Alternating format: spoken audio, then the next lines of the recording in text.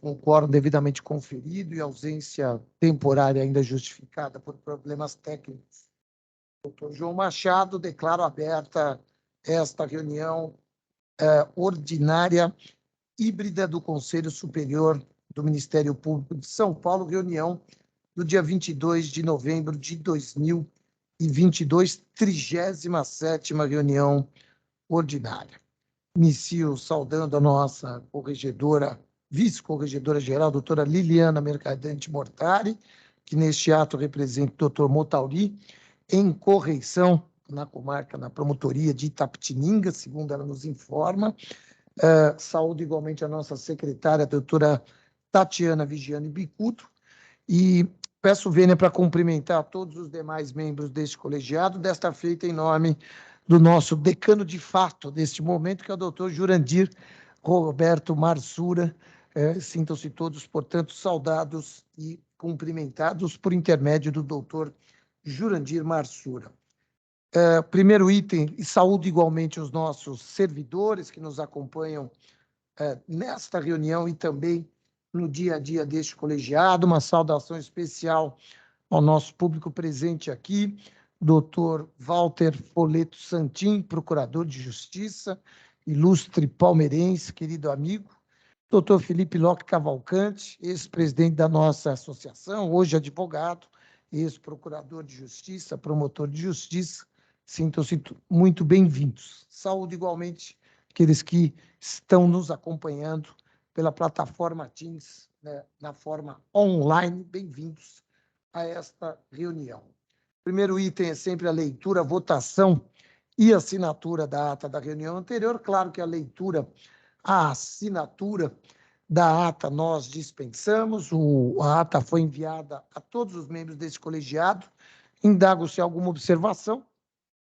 Em não havendo qualquer observação, então fica aprovada a ata da reunião anterior. Não há comunicações por parte da presidência, apenas, se me permite, já vou adiantar aqui, votos de pesar pelo falecimento do doutor Benedito José Barreto Fonseca, procurador de Justiça aposentado, professor aposentado da Unicamp, e reitor da PUC de Campinas no período de 1968 a 1980. Falecimento que aconteceu em 12 de novembro de 2022. Voto de pesar também pelo falecimento do Dr. Luiz Antônio Fleury Filho, procurador de Justiça aposentado, ex-governador do Estado de São Paulo, ex-presidente, da nossa entidade de classe, da nossa associação. Falecimento que aconteceu em 15 de novembro de 2022. Também voto de pesar pelo falecimento do senhor Marcelo Antônio Moreira, pai da doutora Vera Cecília Moreira, 11ª Promotora de Justiça Civil de Santo Amaro, em 14 de novembro de 2022. Falecimento também da senhora Denisete Helena Schneider Castorino, mãe do doutor Abner Castorino, 9º Promotor de Justiça de São Bernardo do Campo, falecimento este em 18 de novembro de 2022. Um registro especial ao falecimento do Dr. Luiz Antônio Fleury Filho, foi presidente da nossa associação, foi governador do Estado, foi secretário de Segurança Pública, uma trajetória diferenciada, seja na instituição, seja no campo político, em nome sempre da nossa instituição, Ministério Público. Indago se podemos aprovar esses votos de louvor, penso que esses votos de pesar, perdão, penso que sim. Não há, né, doutora Tatiana, votos de louvor, infelizmente. Aliás, eu queria propor um voto de louvor aqui ao nosso colega, doutor Roberto Vivianu, que ontem assumiu uma das cadeiras da Academia Paulista de Letras Jurídicas. Tá?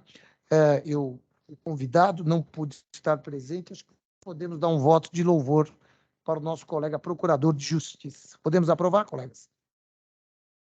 Doutor Fábio Bechara, também, isso mesmo, doutora Tatiana, também foi empossado lá com uma cadeira, tornou-se imortal também na nossa Academia Paulista de Letras Jurídicas, doutor Fábio Ramazini Bechara. Indago ao colegiado se podemos aprovar os votos de louvor. Penso que sim, estão aprovados os votos de louvor aos colegas mencionados. Dando sequência à nossa pauta, passamos então à comunicação dos ilustres membros deste colegiado. Passo a palavra para o Dr. Saad Mazlum.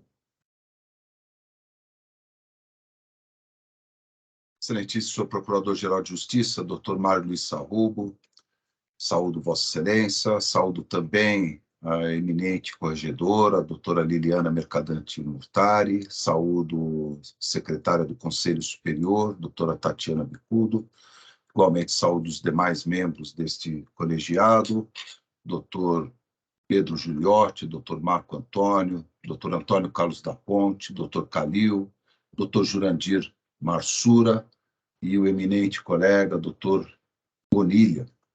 Saúdo também aos eminentes colegas, doutor Walter Folleto Santin, aqui presente, sempre uma honra, um grande colega, grande procurador, grande expoente do Ministério Público.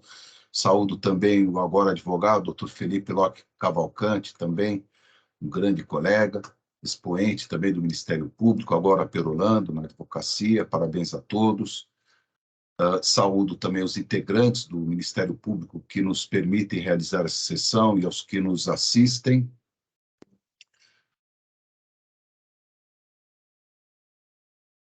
Não tenho comunicações a fazer, desejo a todos uma boa reunião. Muito obrigado. Obrigado, doutor Saad. Na sequência, passo a palavra para o doutor Pedro de Jesus Giuliotti. Boa tarde a todos, na pessoa do excelentíssimo senhor Procurador-Geral de Justiça. Saúdo a todos os membros desse egrégio conselho. Saúdo os colegas que nos assistem, os nossos valorosos funcionários, sem os quais essa reunião não se realizaria. Também gostaria de saudar meus amigos Felipe e Santin, que hoje prestigiam aqui a nossa sessão. E também queria aderir à homenagem ao Fleury, ao nosso colega Fleury, e só acrescentar que ele também foi oficial da Polícia Militar do Estado de São Paulo, saiu dos mesmos bancos escolares do que eu, para se tornar promotor de justiça, procurador de justiça, presidente da associação e governador do Estado. Também rendo as minhas homenagens a ele e a seus familiares. Senhor Procurador-Geral, eu gostaria que se solicitar que fosse acordado com o Tribunal de Justiça a criação de uma normatividade para recebimento de procedimentos digitais. Hoje as promotorias recebem feitos digitais em horários e dias diversos, aos sábados, domingos, feriados, de dia à noite, de madrugada, com mensagem fora do ar ou não. Salvo engano, os atos processuais devem ser realizados em dias úteis, das 6 às 20 horas, segundo o artigo 212 do CPC. E há notícias de atos ordinatórios para os nossos colegas, abrindo vista para os nossos colegas, às 21 horas, 22 horas, sábado, domingo, né? Pelo que consta, essa distribuição de feitos digitais seria disparada por algoritmos, por máquinas, né? Sem qualquer interferência humana. E é difícil, senhores, competir com máquinas, né? Esse descontrolado processo é altamente desgastante para os promotores de justiça, que não têm qualquer controle sobre o recebimento dos feitos. Não é possível que se faça qualquer projeção ou programação das horas que você deve trabalhar e aquela que você pode se dedicar à família. E, senhores, os promotores também têm famílias. Por quê? Os feitos, como eu disse, são enviados aos sábados, domingo, feriados, de dia, de noite, de madrugada, com mensagem fora do ar ou não. Daí porque entendo que é necessária uma urgente regulamentação do procedimento de procedimentos digitais. É esse o requerimento que faço a Vossa Excelência em nome dos promotores de justiça. É essa a minha manifestação, senhor Procurador-Geral. De fato, os procedimentos, os processos digitais, eles são enviados por um sistema E esse sistema trabalha, na verdade, de uma forma que é impossível se controlar o momento da chegada. É até por conta disso que há um prazo de graça, não é? Há um prazo de graça antes de correr o prazo processual obrigatório, esse prazo de graça previsto, inclusive, em lei.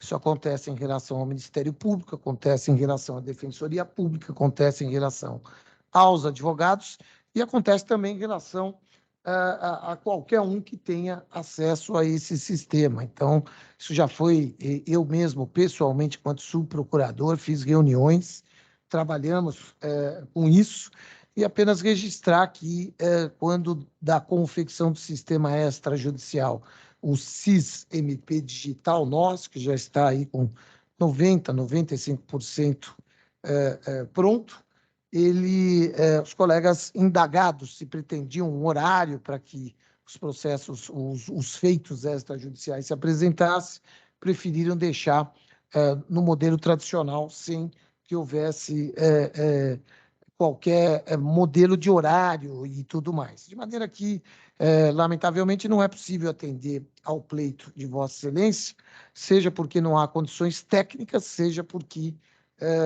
estamos todos no mesmo barco, advogados, defensores e tudo mais. E isso já foi negociado lá atrás e não há condições técnicas disso acontecer. Dando sequência, passo a palavra para o doutor Marco Antônio Ferreira Lima. Senhor presidente, doutor Mário Luiz Sarrubo, a quem peço a devida licença para cumprimentar a todas e a todos, colegas conselheiros, senhores servidores que estamos prestando aqui o auxílio necessário, promotoras de justiça presentes, doutor Felipe Locke Cavalcante aqui presente, doutor Walter Folheto Santinho aqui presente, também que eu rendo uma especial homenagem, pedindo a Vossa Excelência que também deixasse registrado minha homenagem em relação a todos os integrantes do 13º concurso de ingresso à carreira do Ministério Público, que no último dia 13 de novembro completaram 33 anos de carreira, e no qual eu e Vossa Excelência integramos o mesmo concurso. Fazendo também, como comunicação, coro em relação às palavras trazidas pelo doutor Giuliotti, pelo conselheiro Giuliotti, ao que me consta, o sistema ele é automatizado, são robôs. E, consequentemente, toda e qualquer manifestação que é apresentada pela defesa, pelo menos ao que me foi informado, posso estar enganado, automaticamente se abre vista para o Ministério Público. Então, não me parece que seja só uma questão em relação a esses prazos chamados, entre aspas, prazo de graça, mas a questão da automatização. A partir do momento em que há uma manifestação da defesa, abre-se vista ao Ministério Público. Me parece que não acontece o mesmo no que diz respeito à defesa, quando o Ministério Público se manifesta. E outros casos também que nos foram relatados, de cartórios, e aí não seria o sistema de automatização, que escolhem um dia específico para que possam baixar todo o expediente para o Ministério Público, que tem acontecido principalmente em relação às varas ou em relação àquelas comarcas em que o promotor acumula as funções de execuções criminais, onde já estão exacerbados pelo serviço, e como bem lembrou o doutor Giuliotti, o promotor de justiça e o procurador de justiça, que também tem experimentado isso, também tem família e tem o direito de ter sua hora, seu final de semana sagrado para que possa participar dessa relação familiar. Uma outra questão, guardada também as devidas proporções, guardadas as devidas cautelas, muito embora o prazo, a questão já esteja publicizada, a questão referente ao chamado auxílio acervo, se Vossa Excelência já está em tramitações, já existe alguma posição da nossa diretoria-geral, já existe alguma posição de Vossa Excelência com relação a esse benefício que já vem sendo pago pela magistratura do Estado de São Paulo. Sempre com as devidas preservações, sempre com as devidas cautelas, muito embora a questão seja precisada. Então, indagaria a Vossa Excelência se já há algum estudo em andamento, se já há alguma perspectiva no que diz respeito a este auxílio, insisto, que a magistratura do Estado de São Paulo já vem recebendo. São estes comunicados que eu tenho a fazer, agradecendo a Vossa Excelência e desejando a todos uma excelente sessão. Com relação a, mais uma vez, a questão dos processos, a nossa área técnica conversa com frequência com a área técnica do Tribunal de Justiça. Esse é um tema que já foi tratado há muito tempo e a informação que temos da área técnica, ao contrário do que pontua Vossa Excelência, doutor Marco Antônio, é que realmente são a questão aí, ela é técnica, ela é de internet, de maneira que não há como se estancar a movimentação. Esse é um fluxo natural que ocorre, insisto, e que afeta, até porque tenho familiares que são advogados, tenho irmã, meu pai, muito embora não esteja atuando nesse momento, foi advogado, trabalhou com processo digital e tem efetivamente as mesmas preocupações. Isso vem acontecendo com todos, é uma das dores da automatização do nosso sistema judicial, não é? Insisto, mas efetivamente não há como se resolver essa questão de forma técnica, daí a importância do prazo de graça. O prazo de graça, todos nós sabemos, ele é justamente para que o promotor possa ter sábado e domingo, não é? Eu sei como nós somos, eu sei que nós não gostamos de olhar o nosso ESAGE, o nosso SAGE, e nos depararmos lá com feitos que vamos ter que falar na segunda-feira. Contudo, essa é a nossa realidade, a realidade do processo digital de hoje. De todo modo, estaremos sempre atentos e, se houver alguma possibilidade de aperfeiçoamento, com certeza o faremos, inclusive com o sistema SAGE, que está em implantação no estado de São Paulo. Quero dizer, por outro lado, que com relação ao auxílio acervo, está sendo estudado a óbices no campo jurídico, a óbices no campo da gestão financeira e da gestão institucional do Ministério Público, na medida em que esse auxílio, diferentemente do que acontece na magistratura, ele praticamente fica incompatível com as gratificações por cumulação, não é? Porque ambos chegariam ao teto. Isso poderá inviabilizar a gestão da instituição, notadamente em momento em que os cargos temos um número muito grande de cargos vagos. Por outro lado, a jurídica está estudando os aspectos jurídicos e a compatibilização deste auxílio para com a nossa lei orgânica, a nossa estrutura legislativa de Ministério Público. Importante destacar que a magistratura, sim, está pagando, mas é importante destacar que nós também estamos pagando outras verbas, de maneira que, por hora, não há prejuízo financeiro para os colegas. Mas estamos atentos, estamos estudando. No momento oportuno, teremos uma decisão e a classe será efetivamente comunicada a respeito desse tema. Na sequência, passo a palavra para o doutor Antônio Carlos da Ponte. Boa tarde a todas e a todos. Eu gostaria inicialmente de saudar os colegas que integram esse Conselho Superior do Ministério Público.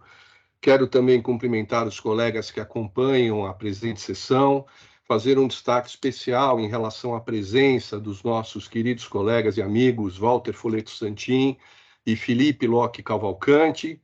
Quero também saudar os nossos colaboradores e quero fazer coro à preocupação que foi exteriorizada aqui pelos conselheiros Pedro de Jesus Giuliotti e Marco Antônio Ferreira Lima. A realidade do Ministério Público é uma realidade diferente da advocacia. E é evidente que a instituição ela tem que ser respeitada e tratada de acordo com a sua grandiosidade. Não existe solução que não possa ser construída no âmbito da informática. O Ministério Público ele não é coadjuvante, ele é autor principal. E a partir do momento que é conferida a ele essa condição, evidentemente que ele deve ser tratado com respeito e, sobretudo, os seus reclamos, as suas preocupações devem ser objeto de atenção. Me parece que aqui há algo que precisa ser feito, e isso demanda vontade política, não é? Cabe ao setor técnico construir uma solução para que essa situação que aflige aos promotores ela seja efetivamente solucionada. Particularmente, não me sensibiliza o argumento de que estamos enfrentando um quadro idêntico ao da advocacia, mesmo porque a nossa situação ela é distinta. O fato do tribunal, eventualmente, encaminhar feitos durante um período de 10 dias em que os prazos não são computados, isso não atende os nossos interesses. Então, é importante que o CETIC ele construa uma solução e que o Ministério Público, na verdade, fazendo parte da mesa de negociação desse processo judicial eletrônico, ele consiga, de forma horizontal, dialogada, mas construir uma solução que venha de encontro aos interesses da nossa instituição. Então, são essas as minhas considerações. Vou reiterar o que já foi explicado aqui.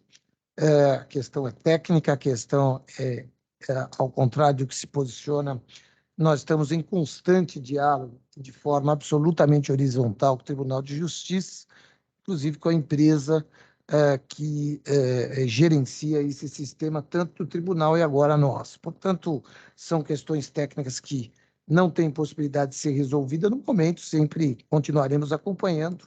Lembrando, uma vez mais, que quando da construção do extrajudicial, muitos colegas manifestaram-se contrários a esse limite. Muitos preferem já saber e receber automaticamente. Então, essa é uma questão também controvertida, daí porque estaremos atentos e, na medida do possível, tomaremos as providências necessárias. Na sequência, passo a palavra para o doutor Antônio Calil. Por favor, doutor Calil. Muito obrigado pela concessão da palavra. Eu não tenho comunicação, mas gostaria apenas de cumprimentar os participantes dessa 37ª reunião. Cumprimentar também os colegas que vieram assistir nossa sessão, doutor Felipe, doutor Santin, e desejar a todos uma proveitosa reunião. Obrigado. Muito obrigado, doutor Calil. Na sequência, passo a palavra para o doutor Jurandir Norberto Marsura. Doutor Marsura. Obrigado, senhor presidente. Doutor Mário Luiz Sarrubo, digníssimo Procurador-Geral de Justiça. Saúdo a nossa vice-corregedora-geral do Ministério Público, reeleita, a quem parabenizo, doutora Liliana Mercadante Mortari, estendendo os cumprimentos também ao doutor Motaurício Oquete de Souza. Cumprimento a nossa secretária, doutora Tatiana Vigiane Bicudo, na pessoa de quem cumprimento os demais conselheiros aqui presentes, doutor Saad, doutor Juliotti, doutor Marco Antônio, doutor Ponte, doutor Calil e doutor Bonilha. Cumprimento também os colegas e amigos presentes, doutor Santin, doutor Felipe, os demais colegas que nos assistem remotamente, e uma saudação especial aos nossos funcionários que nos auxiliam. Não tenho comunicação. Desejo a todos uma boa reunião. Muito obrigado, doutor Jurandir. O feriado de terça passada acabou nos enganando aqui, então eu queria propor a este colegiado que nós pudéssemos, cumprimentando a doutora Liliana e doutor Motauri, pudéssemos propor um voto de louvor aos ilustre corregedor e a ilustre vice-corregedora eleitos para mais um biênio, se todos concordarem. Foi na quarta-feira anterior ao feriado, veio o feriado, passou, nos escapou aqui essa saudação e os cumprimentos pela excelente gestão e desejando votos de uma profícua gestão também no próximo biênio. Doutora Liliana, por favor, transmita ao doutor Motauri. Queria, então, se o colegiado concordar, propor voto de louvor aos nossos corregedores. Pode ser? Então, aprovado aí. Sim. Parabéns, doutora Liliana, extensivo ao doutor Motauri. Parabéns. Na sequência, eu passaria a palavra para o doutor João, mas eu quero que ele não tenha conseguido ingressar, não é isso? O doutor João está conosco? Não, não está. Eu passo a palavra para a nossa secretária, a doutora Tatiana Vigiane Bicudo. Por favor, doutora Tatiana. Senhor Procurador-Geral de Justiça, excelentíssima senhora vice-corregedora, a quem cumprimento também pela reeleição, nobres colegas, componentes desse conselho, doutor Jurandir, doutor Calil, doutor Juliotti, doutor Marco Antônio, doutor Ponte, doutor Bonilha e doutor Saad, digníssimos colegas, doutor Walter Santin e colega Felipe, que hoje está na advocacia, mas que será sempre o nosso colega, nossos serventuários, pessoas que nos assistem. Eu gostaria de parabenizar as colegas, porque nesta semana que passou foi extremamente produtiva e nós tivemos vários eventos relativos à questão de gênero. Então, inicialmente, eu parabenizo a doutora Celeste Leite dos Santos, no Núcleo do Gênero da PMP, pelo evento realizado no dia 16, sobre o protocolo de julgamento sob perspectiva de gênero, com a participação da colega Ivana Farina Navarrete Pena, procuradora de Justiça de Goiás e conselheira do CNJ, e do Dr. Márcio Assunção Filho, juiz da Vara de Violência Doméstica e Familiar contra a Mulher. O evento trouxe muitos esclarecimentos sobre a aprovação desse protocolo pelo CNJ, e esse documento é de leitura necessária para todos os operadores do direito. Então, eu parabenizo a associação por esse excelente evento. Também parabenizo as colegas Fabiola Sucasas e Silvia Chaquian pela coorganização do evento 16 Dias de Ativismo no Ministério Público, Mobilização pelo Direito de Viver Sem Violência de Gênero, que ocorreu no Auditório Queiroz Filho no dia 18. Ele contou com a participação dos MPs de São Paulo e Pernambuco, CNMP, CEDEMP, Centro de Estudos do MP de São Paulo, Ouvidoria Nacional e Ouvidoria do MP de São Paulo, Rede de Valorização da Diversidade de Gênero e de Combate ao Racismo. Trouxe para o debate inúmeras rodas de conversas, entre as quais a luta pelo ativismo trans, luta pelo ativismo das meninas e das mulheres de 50 a mais e pela igualdade.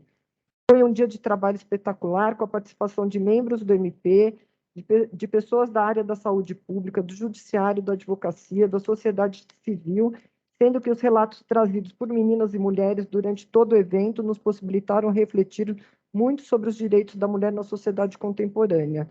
E, por fim, tendo em vista que o dia 20/11 marcou o Dia da Consciência Negra, parabenizo também as colegas Cristiane Lau e Sirlene Fernandes da Silva pela rede de enfrentamento ao racismo que fica estruturada no Centro de Apoio Civil de Direitos Difusos do MP de São Paulo, bem como pela servidora Milene Cristina dos Santos, pela realização do boletim Enfrentamento ao Racismo, que está à disposição de todos os colegas nesse centro de apoio e que traz muitos artigos para reflexão sobre o tema, bem como dicas de leituras, de música, sempre muito apropriados.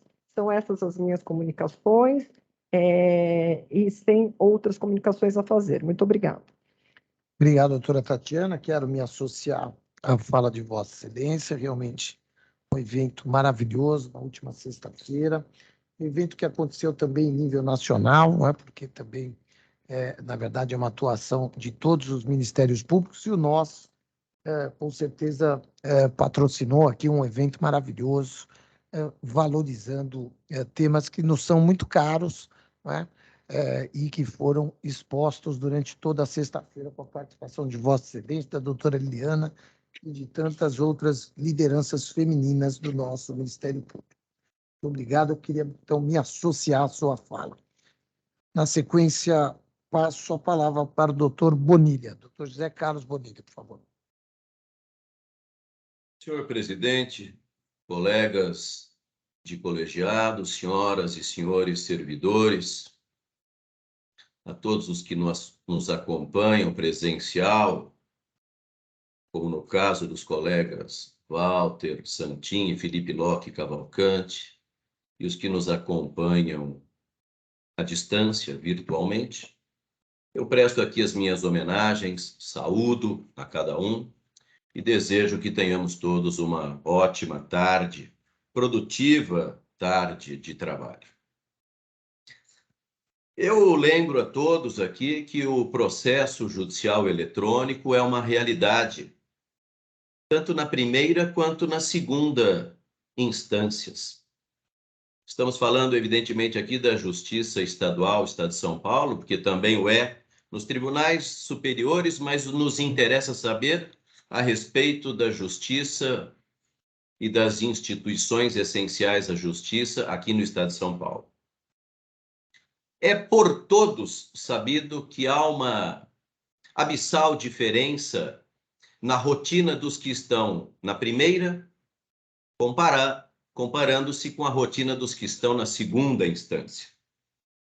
Os da primeira, evidentemente, se dirigem aos fóruns, fazem audiências, atendem o público, atendem também advogados, recebem volumes muitas vezes avassaladores de procedimentos judiciais, têm que prosseguir na tutela coletiva difusa, os seus inquéritos civis, os procedimentos preparatórios, de inquérito civil, os procedimentos administrativos de natureza individual, inquéritos policiais, visitas externas, um sem número de deveres, de obrigações que os colegas bem desempenham.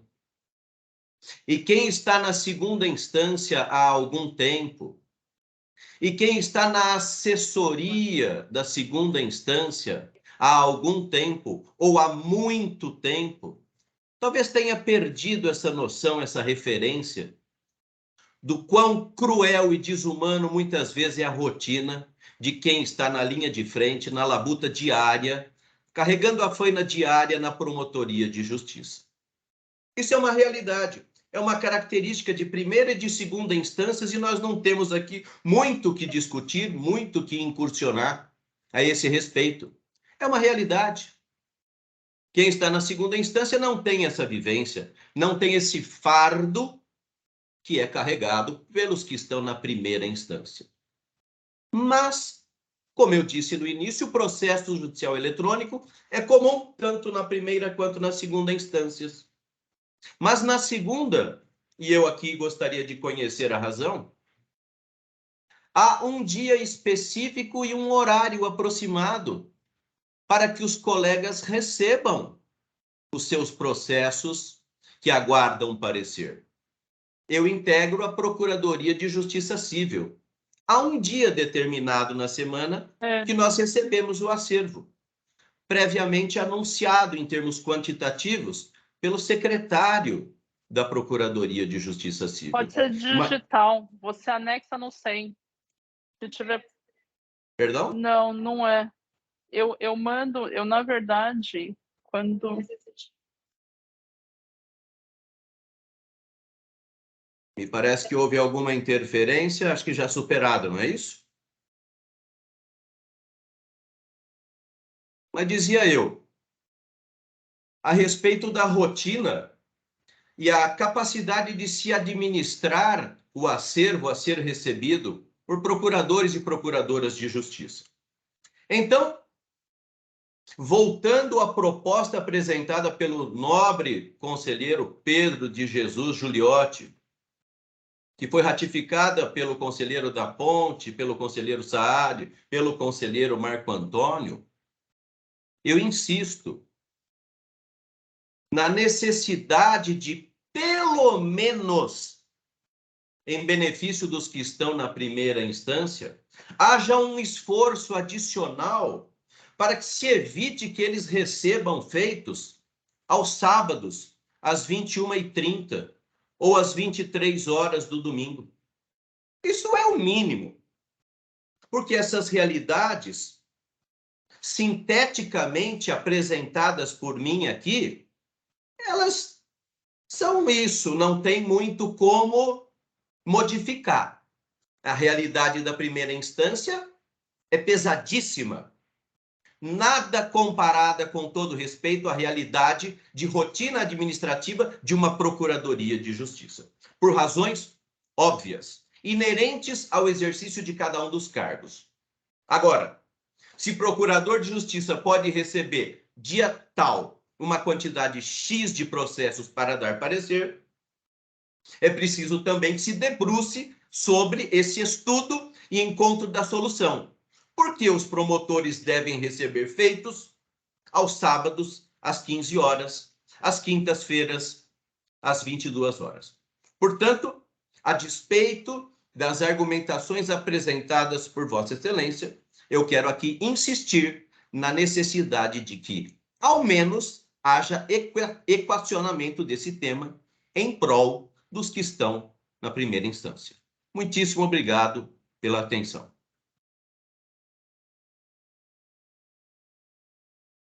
E as explicações foram dadas, evidentemente, o fluxo de processos na segunda instância é diferente, não há peticionamentos, quando há uma forma completamente diferente do fluxo de processo, do andamento de um processo da primeira instância. Isso são funcionalidades já previstas pelo sistema de antemão. Nós temos procuradorias, temos os processos vão para as procuradorias e, na sequência, a distribuição, de maneira que essa distribuição é feita, inclusive, pelas procuradorias. Então, são fluxos completamente diferentes, diversos daquele da primeira instância. As razões pelas quais isso acontece já foram exaustivamente explicadas, já exaustivamente deixamos claro que não estamos, que nós estamos sempre atentos e em constante e horizontal diálogo com o Tribunal de Justiça, razão pela qual, quero crer, não há nenhuma explicação adicional à fala de Vossa Excelência. O João Machado parece que conseguiu ingressar, então, com a vênia aí de todo o colegiado, como ele não estava no momento oportuno. O João quer se manifestar? Caiu de novo. Caiu de novo. Então, vamos seguir com a nossa pauta, com a palavra agora, nossa ilustre vice-corregedora-geral, doutora Liliana Mercadante Mortari. Muito boa tarde, doutor Mário Lissarrubo, excelentíssimo senhor procurador-geral. Na sua pessoa, me permito cumprimentar todos os integrantes, todos e todas integrantes deste colegiado, bem como os nossos servidores, que nos auxiliam no dia a dia, nos permitem a realização dessa reunião, e os colegas Dr. Santin, Dr. Felipe, que estão aqui acompanhando a reunião presencialmente. Gostaria de justificar a ausência do Dr. Motaurício Alquete de Souza, que, como diz Vossa Excelência, se encontra em correição com parte dos assessores na Promotoria de Justiça de Itapetininga. Ainda, quero me associar às homenagens expostas aqui pela doutora Tatiana Bicudo, que, na verdade, bem demonstram a capacidade de diálogo do Ministério Público com a sociedade. São eventos muito produtivos e que fazem com que todos nos obriguemos a refletir sobre o que estamos fazendo e onde queremos chegar. E, por fim, quero agradecer os cumprimentos a mim e ao Dr. Motauri, hoje manifestados pelos senhores, e, em razão da nossa reeleição aos cargos de corregedora e vice-corregedora-geral do Ministério Público, e agradecer ainda, especialmente, todo o Colégio de Procuradores por ter renovado a confiança no nosso trabalho e vindo a nos permitir que, por mais 2 anos, continuemos os trabalhos correcionais, tal como vimos fazendo, e é o que restou demonstrado pela expressiva votação que conseguimos angariar. Então, muito obrigada a todos e desejo que continue sendo uma excelente reunião. Obrigada. Obrigado, doutora Liliana. Temos certeza que serão mais 2 anos de um trabalho profícuo, técnico e muito importante para a nossa instituição. Passando para a próxima etapa, indicações, item 1, indicações em trânsito final, editais de 26 de outubro de 2022. Doutora Tatiana Vigiane Bicudo, por favor, com a palavra. Pois não. Senhores conselheiros, trata-se de procedimento instaurado em razão dos editais de 26 de outubro de 2022, publicados no Diário Oficial do dia 27 de outubro, 1º e 5 de novembro de 2022, para o preenchimento de cargos vagos, classificados em entrância final e capital pelos critérios de antiguidade e merecimento. Diante da análise das listas de inscritos, incerta nos autos digitais, conforme previsto no artigo 74, parágrafo 3º do Regimento Interno do Conselho Superior do Ministério Público, e após regular processo que tramitou nos termos das normas que regem a movimentação de carreira no Ministério Público do Estado de São Paulo, bem como a míngua de reclamações ou impugnações de notícias de fato que poderia, em tese, constituir impedimento para a assunção dos respectivos cargos em concurso, admite-se a legitimidade de concorrer a todos os inscritos em cada concurso, passando-se as indicações. No critério de remoção por antiguidade, indica-se o mais antigo na entrância dentro dos inscritos, tendo em conta, inclusive, eventual anterior indicação para o cargo já apreciado na mesma sessão. No critério remoção por merecimento, são avaliados os requisitos de merecimento, inclusive o desempate por antiguidade, observadas questões como o primeiro quinto da lista e estágio no cargo, bem como a eventual anterior indicação para o cargo, já apreciado na mesma sessão. Verificada a necessidade de inclusão em cada lista de concorrentes que apresentam as mesmas condições para o certame, compondo-se as respectivas listas. No critério promoção por antiguidade, indica-se o mais antigo da entrância, dentre os inscritos, tendo em conta, inclusive, eventual anterior indicação para o cargo já apreciado na mesma sessão. E no critério promoção por merecimento, avaliados os requisitos de merecimento, inclusive o desempate por antiguidade, são observados questões como primeiro quinto da lista, estágio no cargo, bem como eventual indicação para o cargo já apreciado na mesma sessão e verificada a necessidade de inclusão em cada lista de concorrentes que apresentem as mesmas condições para o certame, compõem-se as respectivas listas. Assim, indicamos os seguintes doutores: entrância final, remoção antiguidade. Terceiro promotor de justiça de Vila Mimosa, Campinas, doutora Kelly Giovanna Altieri Arantes, 10ª promotora de justiça de Jundiaí.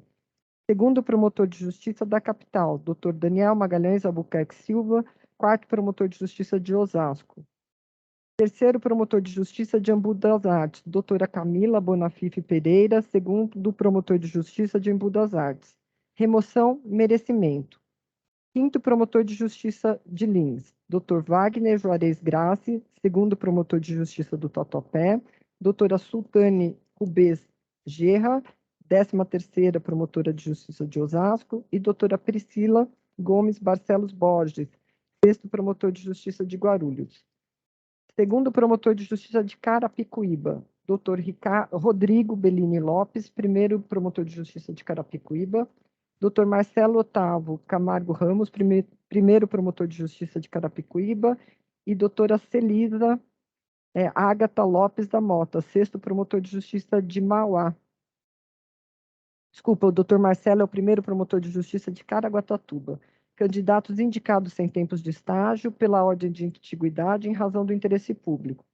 27º promotor de justiça de Guarulhos, doutor Sebastião José Pena Filho Brasil, 5º promotor de justiça de Guarulhos.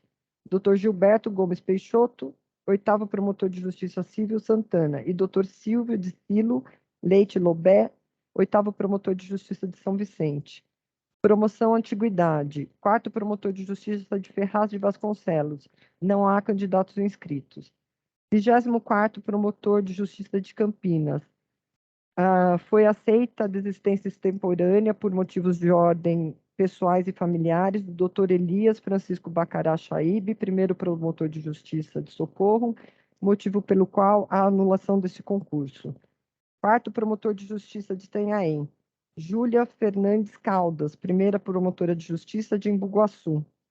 2º promotor de justiça de Itapeva, Dr. Pedro Rafael Nogueira Guimarães, 3º promotor de justiça de Mococa. 3º promotor de justiça de Praia Grande e 2º promotor de justiça de Registro, não houve candidatos inscritos aos cargos. 5º promotor de justiça da capital, doutora Fernanda Peixoto Cassiano, 1ª promotora de justiça de Arujá. 5º promotor de justiça do Guarujá e 5º promotor de justiça de Jales, não houve candidatos inscritos aos cargos. 1º promotor de justiça de Pindamonhangaba, Henrique Lucas de Miranda, 1º promotor de justiça de Cruzeiro. Promoção por merecimento, 3º promotor de justiça de Itapeva, não há candidatos inscritos. 6º promotor de justiça de Hortolândia, Mariana de Melo Saraiva Marangoni, 1ª promotor de justiça de Mairinque. Dr. João Augusto Santos Garcia, 3º promotor de justiça de Arujá. E Dr. Yuri Fisberg, 2º promotor de justiça de Capão Bonito. Os candidatos indicados não têm estágio e são indicados pela ordem de antiguidade em razão do interesse público. 5º promotor de justiça de Tapecerica da Serra, Dr. João Augusto Santos Garcia, 3º promotor de justiça de Ariujá, e doutora Marina França Faria Pestana, 2º promotor de justiça de Embu-Guaçu, único candidatos inscritos na lista, indicados sem tempo de estágio em razão do interesse público. 4º promotor de justiça de Itapeva e 10º promotor de justiça de Praia Grande. Não há candidatos inscritos. 7º promotor de justiça de Suzano, Dr. Fábio Gunso Cacuta. 4º promotor de justiça de Bitinga, único candidato inscrito na lista, indicado sem estágio em razão do interesse público. 5º promotor de justiça de Cotia, Dr. Felipe Viana da Santa Rosa, 2º promotor de justiça de Poá. Doutora Ana Laura Ribeiro Teixeira Martins, quarto promotor de justiça de Santa Cruz do Rio Pardo, e Dr. Rafael Fernandes Viana, quinto promotor de justiça de Cruzeiro. Candidatos indicados sem tempos de estágio pela ordem de antiguidade em razão do interesse público. Primeiro promotor de justiça de Itapeba, Dr. Fabrício Pereira de Oliveira. Quarto promotor de justiça de Peruíbe, único candidato remanescente de lista, indicado sem tempo de estágio em razão do interesse público. Quinto promotor de justiça de Mauá, Dr. Yuri Fisberg. Segundo promotor de justiça de Capão Bonito, e doutora Marina França Faria Pestana, segundo promotor de justiça de Embu Guaçu. Únicos candidatos remanescentes de listas, indicados sem tempo de estágio em razão do interesse público. Remoção antiguidade. Quarto promotor de justiça de Nossa Senhora do Ó, Dr. Jairo Eduardo de Luca, quinto promotor de justiça do meio ambiente.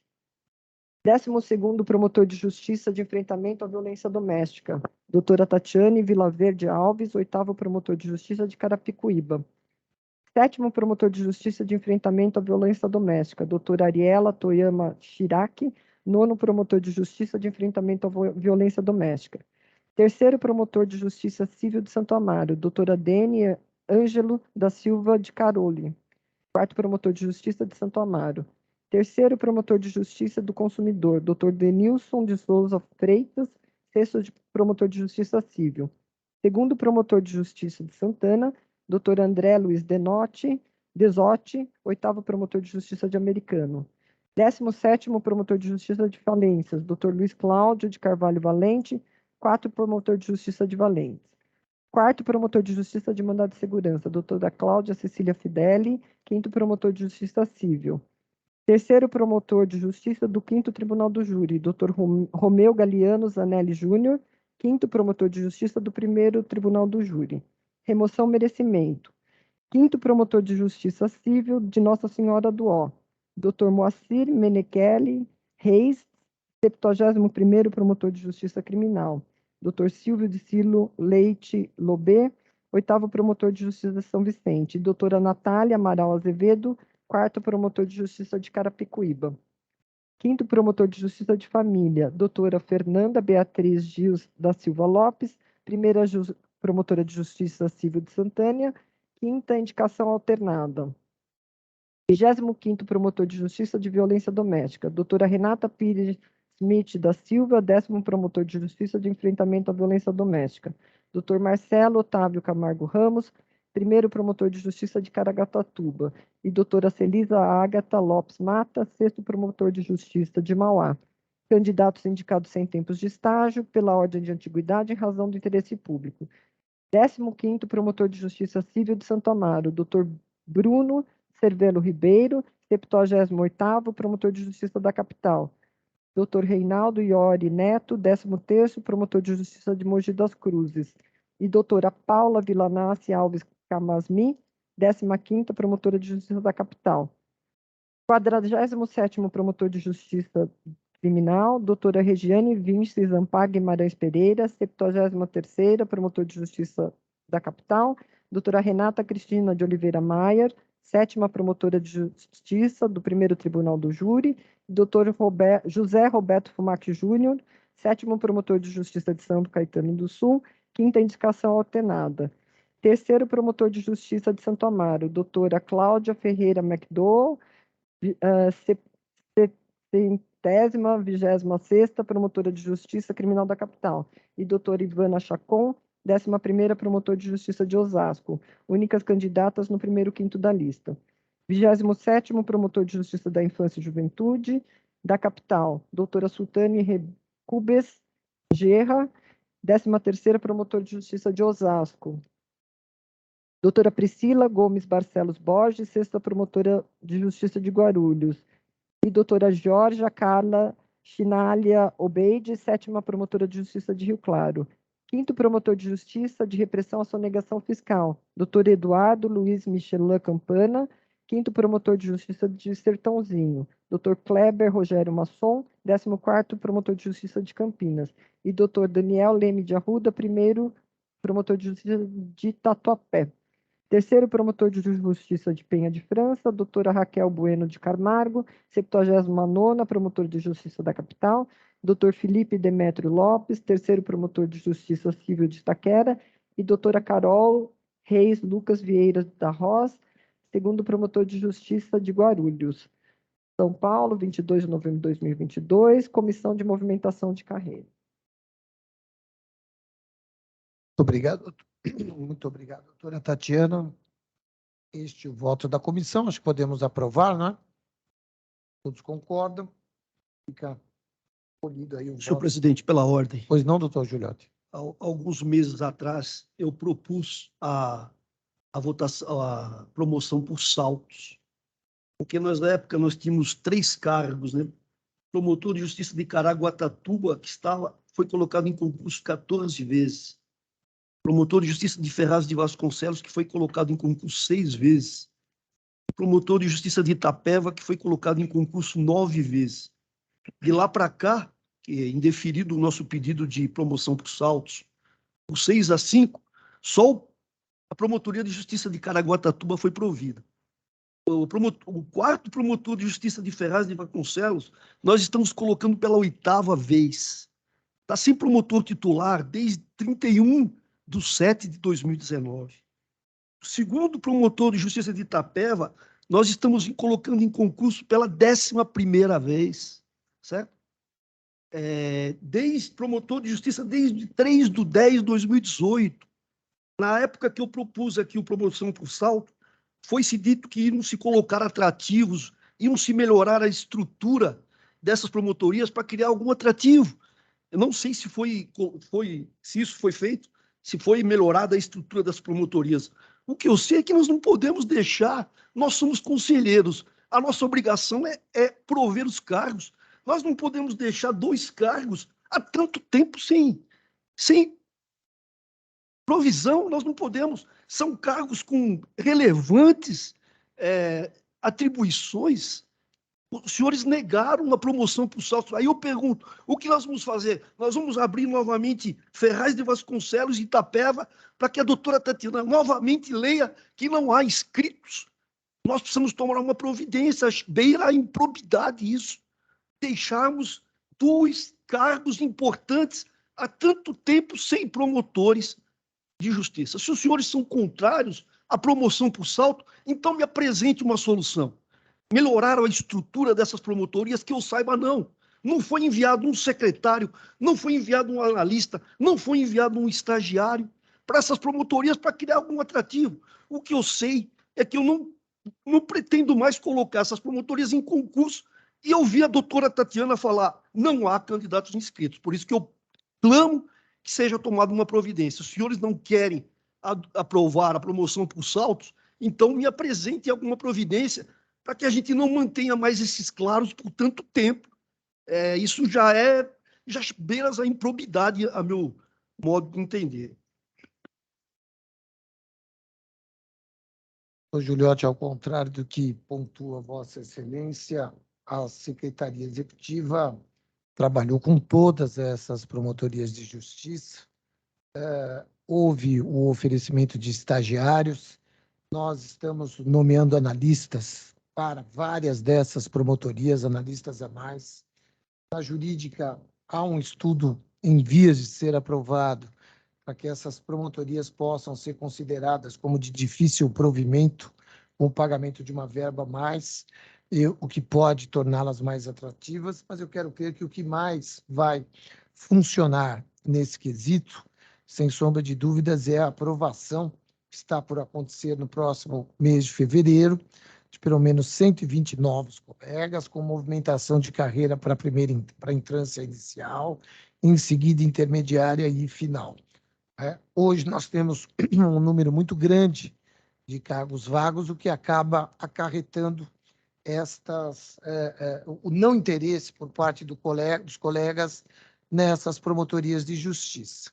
E eu vou respeitosamente discordar de Vossa Excelência, porque nem de longe quer nos parecer se possa falar em improbidade para um colegiado que vota de forma democrática o não acolhimento da proposta de Vossa Excelência e vota com base na lei, porque a lei, de fato, não prevê a promoção per salto, havendo, inclusive, e Vossa Excelência sabe disso, julgamentos do Supremo Tribunal Federal invalidando essas promoções em outros ministérios públicos e mesmo no Poder Judiciário, já que não havendo lei regulamentando a promoção per salto. Então, eu vou discordar respeitosamente de Vossa Excelência, estamos mesmo mas muito distantes de improbidade. Aliás, improbidade tem um conceito muito diverso, não é, daqueles que se pautam pela obediência estrita da lei.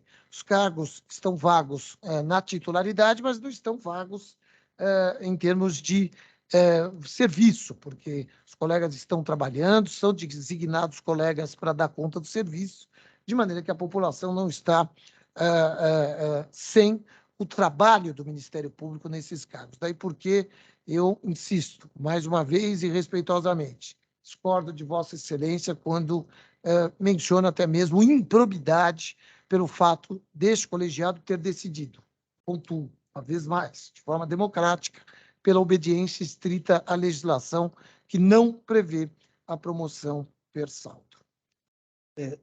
Dito Senhor isso... Procurador-Geral, longe de desconfiar do senhor, de não acreditar na nossa palavra, mas o senhor teria como provar que a estrutura dessas promotorias de fato foram melhoradas do meu pedido de promoção por salto até hoje, que foram de fato designados auxiliares, estagiários, o senhor teria como demonstrar, provar isso? Olha, neste momento eu teria que demonstrar por reuniões. Se Vossa Excelência consultar os colegas dessas promotorias ou dos outros cargos, todos esses cargos foram foram visitados pela Secretaria Executiva, houve reunião com esses colegas para entendermos qual era a demanda e qual a razão dos colegas não escolherem essas comarcas. E a razão, na esmagadora maioria das oportunidades, dizia respeito ao não interesse puro e simples por conta da movimentação feita pelo Tribunal de Justiça, transformando essas comarcas, tradicionalmente em comarcas de entrância intermediária, em comarcas de entrância final. E o colega, quando vai para uma final, já sabendo que em entrância final ficará por muito tempo, não é? Ele acaba optando por outra promotoria, né, que lhe atende mais em termos de conforto, inclusive espacial, por conta de residência e tudo mais. Então, isso tem sido olhado com muito carinho. Nós vamos, claro, por razões orçamentárias não foi possível agora, mas nós vamos nomear pelo menos 540 analistas no próximo ano. Muitas dessas promotorias serão, como disse, contempladas com analistas e tudo mais. E, como disse, está na jurídica, eu não tenho número aqui agora, mas depois posso mandar a Vossa Excelência, há um estudo para que essas promotorias sejam vistas como promotorias de difícil provimento. Mas, insisto, o diagnóstico por parte da Procuradoria-Geral e até mesmo o diálogo estabelecido pela assessoria com esses colegas, muitas das reuniões eu mesmo participei, é mesmo uma opção, não é? Como temos, insisto, muitos cargos vagos, os colegas muitas vezes optam por outras promotorias que, em termos espaciais, são do agrado dos colegas, e essas acabam ficando vagas. A nossa expectativa é que, com algumas medidas no próximo ano, a gente possa superar essas questões. Das medidas, o senhor poderia comunicar aqui ao Conselho, por gentileza? Sem sombra de dúvida, não resta a menor dúvida, nenhum problema. Inclusive, nomeação de estagiários, analistas. Sem sombra de dúvida. Se o senhor pudesse comunicar problema ao Conselho, pois não, que nós vamos abrir novamente esses cargos. Doutor Bonilha, por favor.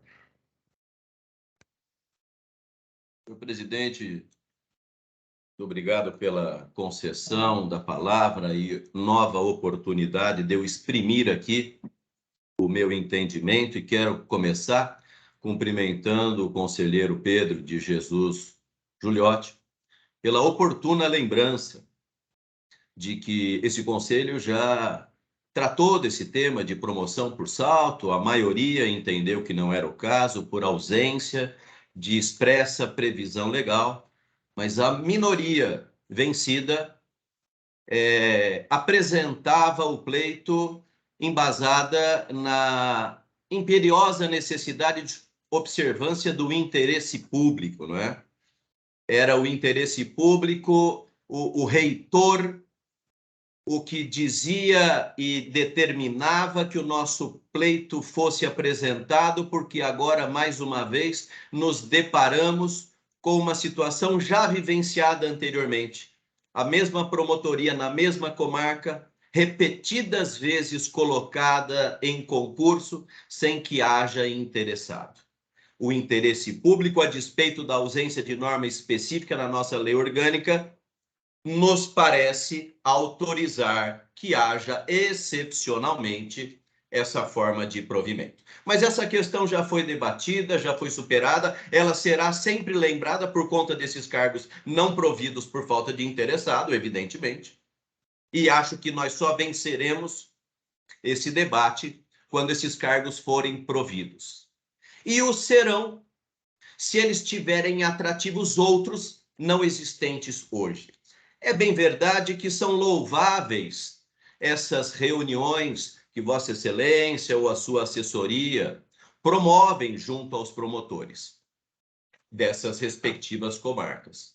Mas fato incontroverso é que, se não houver melhora na estrutura de pessoal e material da promotoria, a reunião por si só não vai resolver. Estagiários, nós sabemos que só acorrem aos locais em que há uma faculdade de direito na própria cidade ou muito próximo. Talvez não seja o caso de Ubatuba, talvez não seja o caso de Ferraz de Vasconcelos ou de tantas outras. Estagiário, sim, é um auxiliar muito efetivo, muito produtivo, mas transitório, efêmero, e procura, sim, aqueles locais em que tem a facilidade de estar próximo de faculdade de direito. Portanto, enquanto objetivamente não tivermos aqui a demonstração de que houve aumento do quadro de servidores, analista jurídico, oficial de promotoria, auxiliar de promotoria, ou melhora nas condições das instalações físicas dessas promotorias, não serão com todas as vênias as reuniões que vão resolver essa questão. Portanto, aqui eu cumprimento mais uma vez o conselheiro Giuliotti pela oportuna lembrança e encareço a que a Procuradoria-Geral, em sete esforços adicionais, para além da realização de reuniões, para que essa questão seja efetivamente superada e esses cargos passem a ter interessados. Muito obrigado.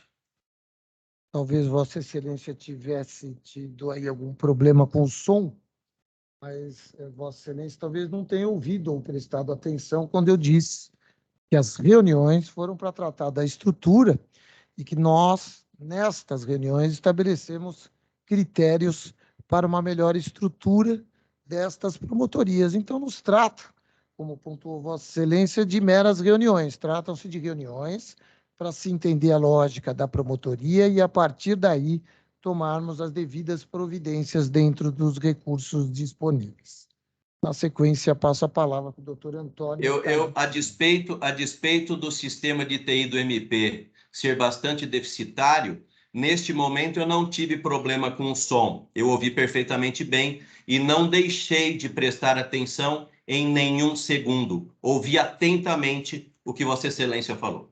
Então, Vossa Excelência deve ter visto que não se tratam de meras reuniões, que nessas reuniões nós estamos tomando providências para melhorar a estrutura e eu realmente não consigo entender o teor de sua fala na medida em que Vossa Excelência acusa a Procuradoria-Geral de somente fazer reuniões sem tomar providências e não é isso que está acontecendo.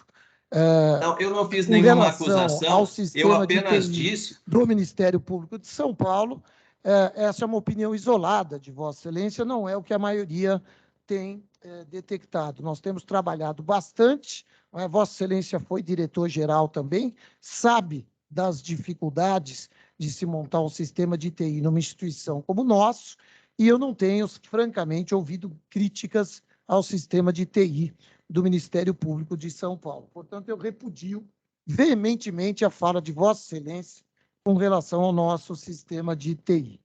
Com a palavra, doutor Antônio As críticas, se me permitir, As críticas ao Doutor sistema Bonilha, de TI... o senhor vai, veja, o senhor peça para falar com a palavra o doutor Antônio Calil, por favor. O senhor está censurando a minha... O senhor está interditando a minha possibilidade de falar? Não, não, eu estou encerrando o É diálogo isso que eu apenas estou porque... entendendo? Não, não O estou senhor está encerrando interditando a minha absolutamente nada. possibilidade de falar? Eu estou pedindo a Vossa Excelência que a gente possa girar a reunião para que outros colegas possam falar, porque efetivamente eu pontuei que Vossa Excelência disse, que o sistema de TI do Ministério Público é péssimo. 2, que eu teria dito que fizemos apenas reuniões e que não tomamos nenhuma providência. Eu apenas dei a resposta adequada. Eu apenas dei a resposta explicando que não fizemos apenas reuniões, e 2, que é uma opinião isolada de Vossa Excelência, que o sistema de TI da instituição é péssimo. Só isso. Eu não usei a adjetivação péssimo, usei a adjetivação deficitário. Deficitário, não sei se há problema de som aí, eu usei deficitário e não péssimo. Mas não é uma voz isolada minha, senhor Procurador-Geral. Se quiser tomar conhecimento da extensão da grita da classe em relação ao sistema de TI, perceberá que essa não é uma voz isolada deste conselheiro. Segundo, o que eu falei foi o seguinte: enquanto efetivamente não houver melhora nas condições dessas promotorias, elas não serão providas. E não será apenas por reuniões que essas questões serão superadas. É preciso que elas sejam dotadas de material e de pessoal o bastante para que elas se tornem atraentes e tenha candidato inscrito. Foi apenas isso o que eu falei. Em primeiro lugar, agradeço enormemente pela oportunidade. Discordar de Vossa Excelência quando Vossa Excelência diz que há uma grita da classe contra o sistema de TI da instituição, porque não há. O que há uma grita da classe com relação ao sistema ESAG, e a instituição está tratando disso. São mais de 50 promotorias já com o sistema SAG. Nossa Procuradoria de HC vai receber também, de maneira que eu veementemente repudio a fala de Vossa Excelência nesse aspecto, porque desconheço e não sou um procurador-geral ausente. Minha assessoria está sempre presente, o sistema de TI sempre conversando com os colegas, sempre atendendo prontamente. Então, eu vou, aqui de público, repudiar a fala de Vossa Excelência, ainda que seja uma fala dizendo que está a dever, não é? E não péssimo, para mim quer dizer a mesma coisa. De todo modo, eu vou repudiar veementemente a fala de Vossa Excelência. Não é este o retorno que eu tenho tido da classe, lembrando que, pontuando que na última semana eu tenho feito uma rodada pelo estado inteiro, com reuniões virtuais com colegas, e não ouvi uma crítica sequer ao sistema de TI do nosso Ministério Público. Me permite, podemos avançar, as pessoas não são obrigadas a ficar ouvindo esse debate. Com a palavra, doutor Antônio Calil. Muito obrigado. Como eu fui um dos que votou contra a promoção do ressalto, e data máxima vênia das ponderações feitas pelo conselheiro Giuliotti, que eu tenho certeza são pautadas pelo interesse público, eu me lembro que, quando se travou essa discussão, os que se posicionaram contra se posicionaram nesse sentido porque não havia amparo legal. A promoção per saltum, além de não ter previsão legal, ela subverte o plano de carreira que está previsto na lei orgânica. Então, é essa a fundamentação pela qual esse conselho, por maioria, refutou esse tipo de promoção por salto. Então, não me parece correto afirmar que isso representa uma omissão desse conselho, ou mais ainda, um ato de desonestidade, de improbidade. Tenho certeza que não foi esse o objetivo do conselheiro de acusar ninguém disso, mas lembro os motivos que levaram ao indeferimento ou ao não acolhimento dessa proposta, justamente a falta de previsão legal, a falta de suporte jurídico. Então, gostaria também de refutar esse tipo de posicionamento e dizer que reafirmo a posição que tive naquela época no sentido de não adotar a promoção por salto. Muito obrigado. Obrigado, doutor Antônio Calil. Com a palavra, doutor Antônio Carlos da Ponte. Senhor presidente, eu não pretendo aqui retomar essa discussão acerca da promoção por salto, tendo em vista a votação que foi adotada e foi muito bem lembrada pelo conselheiro Giuliotti, mas me parece que nós estamos diante de um quadro que exige a tomada imediata de providências por parte do Ministério Público. E essa necessidade de tomada, ela passa também pela corregedoria, não é? Nós sabemos que a corregedoria do Ministério Público, ela acompanha para e passo tudo o que acontece em cada uma das promotorias. Então, eu gostaria de indagar a eminente vice-corregedora, a doutora Liliana Mercadante Mortari, se foram realizadas correições nessas promotorias que estão sendo abertas de forma contínua e qual é o efetivo estado de cada uma dessas promotorias. Me parece que nós vamos ter aqui que tentar construir, estabelecer uma solução que é uma solução coletiva, não é? E isso, evidentemente, passa pela corregedoria. O Dr. Giuliotti trouxe uma preocupação aqui que foi acompanhada pelos demais colegas, pelo colega Bonilha, no sentido de que existem promotorias que já foram colocadas em concurso durante 12 vezes, outras 8 vezes. É muito preocupante, por exemplo, ver uma promotoria como Praia Grande, salvo engano, 2 cargos de Praia Grande também não foram preenchidos, não é? Então, a minha indagação, e direcionada à eminente doutora Liliana, é se esses cargos estão sendo visitados ou foram visitados pela Corregedoria do Ministério Público, e isso tendo ocorrido, eu solicitaria à Sua Excelência, a doutora Liliana, ou ao doutor Motauri, que numa reunião próxima do Conselho trouxesse um relato acerca de cada um desses cargos, não é? Apontando não só a questão estrutural, mas a questão de movimentação também em relação a número de feitos. E quais são as atribuições que acabam, de certa forma, inibindo, se assim podemos dizer, o preenchimento desses cargos. Eu insisto que essa construção ela precisa ser desenvolvida, não é? Eu, particularmente, tenho uma leitura diferente desse tema. Acho que nós deveríamos, na verdade, no Ministério Público, ter uma carreira formada por promotores e procuradores de justiça, não é? Mas, de qualquer modo, isso demandaria uma alteração legislativa, demandaria a apresentação de um projeto de lei. E até que isso venha a ser viabilizado, nós precisamos encontrar uma solução, não é? Não é razoável que cargos sejam colocados regularmente em concurso e esses cargos não sejam providos. Isso traz um prejuízo público enorme, não é? O interesse público ele é atingido de forma cabal e me parece que a necessidade de construção de uma solução ela passa por todos nós. Então, são essas as minhas considerações. Doutora Liliana.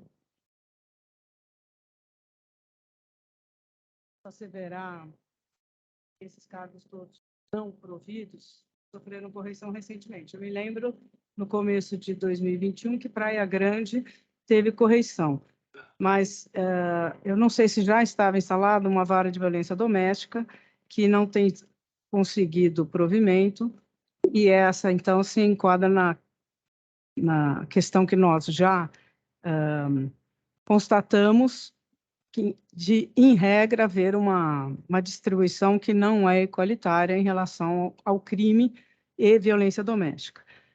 Mas não posso afirmar também que me parece que são 2 cargos, né, de Praia Grande que não proviram. Então, o que eu me lembro de correição é esta, de Praia Grande. As demais, não me recordo que tenha havido recentemente, e como nós fomos incitados pelo Conselho Nacional, Corregedoria Nacional, a darmos prioridade aos cargos ainda não visitados nos últimos 3 anos, o ano de 2022 foi muito centrado nessa situação para dar cumprimento a essa recomendação do CNMP.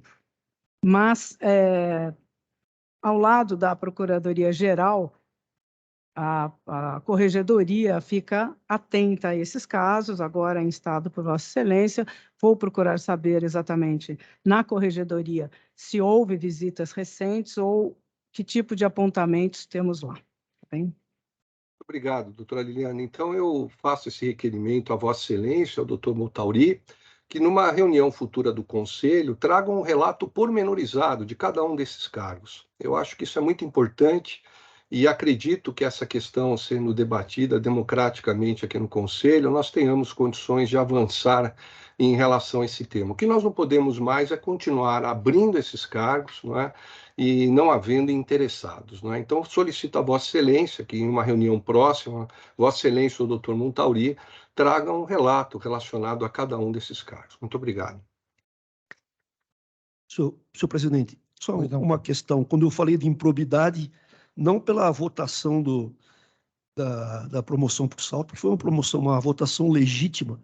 Eu falo improbidade em deixar os cargos durante tanto tempo sem promotores. Não, a votação de fato foi legítima, perdemos 6-5, mas configuraria, entre aspas, uma improbidade deixar os 2 cargos, o terceiro de Itapeva e o quarto de Ferraz de Vasconcelos, tantos anos sem promotor de justiça, mas evidentemente eu não questionei a votação que foi legítima.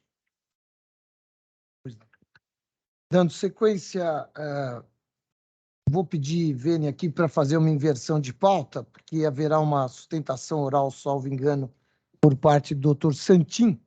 Então, já poderíamos votar o item 4 da pauta, que é pedido de autorização para residência fora da comarca. Interessado, doutor Fernando César Bolk, terceiro promotor de justiça do meio ambiente da capital, protocolado 194-270-22, relator ilustre conselheiro doutor Antônio Calil. Parecer favorável, acho que podemos aprovar parecer favorável também da Corregedoria Geral. E também invertermos o número 2 da pauta, que é a abertura de edital para a promoção de procuradores de justiça, com a palavra a doutora Tatiana Bicudo. São pautas rápidas, doutor Santin, só para a gente limpar a pauta, ficaríamos só com esse tema. Procurador de Justiça e presidente do Conselho do Ministério Público faz saber que se acham abertas até o próximo dia 5/12/2022 as inscrições para o concurso para os cargos vagos adiante indicados. Procurador de Justiça, promoção antiguidade, 73º Procurador de Justiça da Procuradoria de Justiça Criminal, 70º Procurador de Justiça da Procuradoria de Justiça Criminal e 16º Procurador de Justiça da Procuradoria de Justiça de Interesses Difusos, e promoção por merecimento, 25º Procurador de Justiça da Procuradoria de Justiça Civil e 3º Procurador de Justiça da Procuradoria de Justiça Civil. Podemos aprovar, então, ficam abertos esses cargos, edital para promoção de procuradores de justiça. Agora sim, item número 3, protocolado C29.001.155.141/2022-37, consulta procedimental formulada pelo Dr. Walter Foleto Santin, 33º Procurador de Justiça Criminal, com a palavra o ilustre relator, conselheiro Antônio Carlos da Ponte.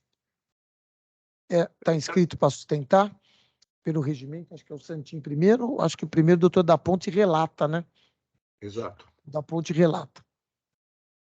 Por favor, doutor da Ponte. Muito obrigado. Trata-se o presente expediente de consulta formulada a este Conselho Superior do Ministério Público pelo Dr. Walter Foleto Santin, 33º Procurador de Justiça Criminal, por ocasião do período em que acumulou o cargo de 25º Procurador de Justiça de Interesses Difusos e Coletivos, a respeito da possibilidade de destinação de multa às trentes em acordo de compensação ambiental para entidade de interesse social, fundação privada sem fins lucrativos, encarregada da prestação de serviços médico-hospitalares de combate ao câncer, para benefício social por dano ambiental e minimização do impacto regional, sem prejuízo ao erário a ressarcir.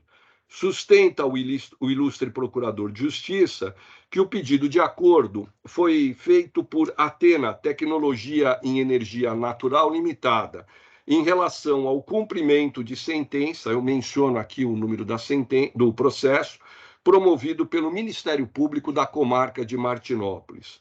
O cumprimento da sentença diz respeito ao montante de R$ 528 mil, fixado por atraso em astrentes, decorrente de recurso do Ministério Público, acolhido pela primeira Câmara reservada ao meio ambiente, do Tribunal de Justiça de São Paulo, em feito que ainda não conta com trânsito em julgado do provimento jurisdicional.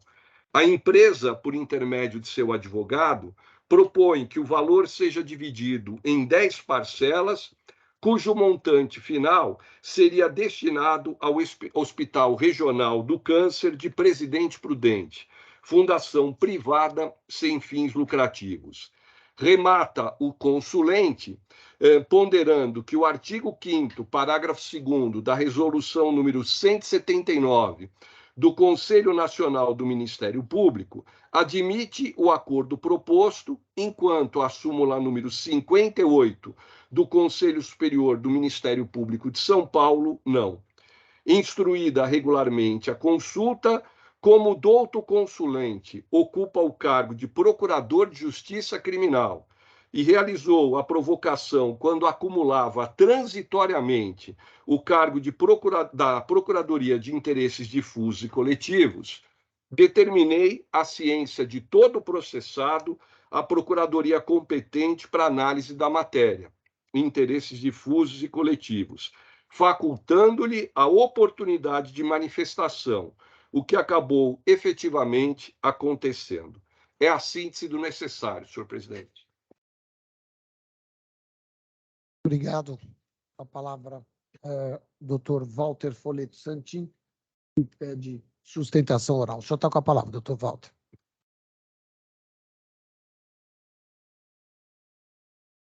Boa tarde a todos e a todas. Cumprimento o presidente dessa sessão, doutor Mário Sarrubo, senhora corregedora, senhora secretária, demais colegas, conselheiros. Como já foi bem relatado pelo doutor relator, o que me chamou a atenção de fazer essa consulta é porque, na qualidade de ocupante acumulando o cargo de interesse difuso, que eu faço todos os meses nos últimos anos, né, ao menos 15 dias, inclusive este mês, e muito provavelmente no mês seguinte, é que me chamou a atenção dessa situação de uma certa divergência de posição entre o Conselho Nacional do Ministério Público e o Conselho Superior do Ministério Público de São Paulo. O Conselho Nacional, através da resolução que foi referida, artigo 5º, parágrafo 2º, permite e até estimula que, quando houver dano regional, impacto regional, que seja aplicado as medidas compensatórias na própria região. E o Conselho Superior do Ministério Público, na resolução 58, recomenda ou direciona a aplicação desses valores ao Fundo Estadual de Interesse Difuso. Então, nós temos aí um impasse entre uma norma federal e uma norma estadual. Esse é o primeiro ponto a ser colocado. O acordo de não persecução civil, ou algo equivalente, que seria, vamos dizer assim, aplicável na espécie, não prevê na legislação correspondente, artigo 17b, a destinação desses valores, ou para quem deve ser destinado, se seria para o fundo, se seria para o próprio Tesouro. Nós temos, por outro lado, a norma do Código de Processo Penal, que no acordo de não persecução penal, estabelece no artigo 28A, no inciso 4º, a possibilidade de pagar prestação pecuniária à entidade pública ou entidade de interesse social. Nós não temos a previsão específica para a área civil, legal, mas o temos para a esfera penal. Ou seja,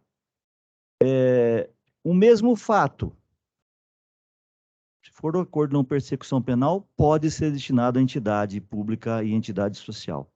O mesmo fato, se for visto pelo ângulo civil, não poderia, ou pelo menos não teria uma determinação específica. O objetivo também, inclusive, consultei vários colegas que tratam do assunto, seja na área ambiental, seja na área de interesses difusos ou de coletivos, e muitos deles também demonstraram preocupação com essa aparente contradição, essa aparente indefinição do que eles poderiam fazer. sentindo-se, muito deles, desestimulados ou preocupados ou até sem uma segurança jurídica de poder fazer esse tipo de proposta.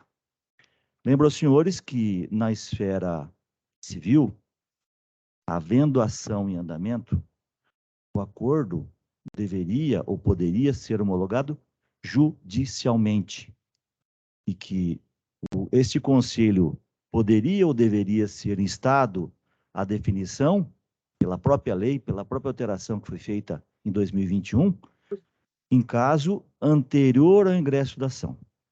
Mas eu tive a cautela, a preocupação de fazer essa consulta exatamente para que esse conselho seja ouvido e que possa, de alguma forma, traçar algum tipo de normatividade geral sobre o assunto e que possa se deter. Não temos uma lei específica, mas o conselhão autoriza fazer isso. E, por outro lado, o conselho fala no fundo. Se nós formos muito legalistas, o próprio conselho não poderia determinar que fosse para o fundo, né? Que não há uma norma legal prevendo isso.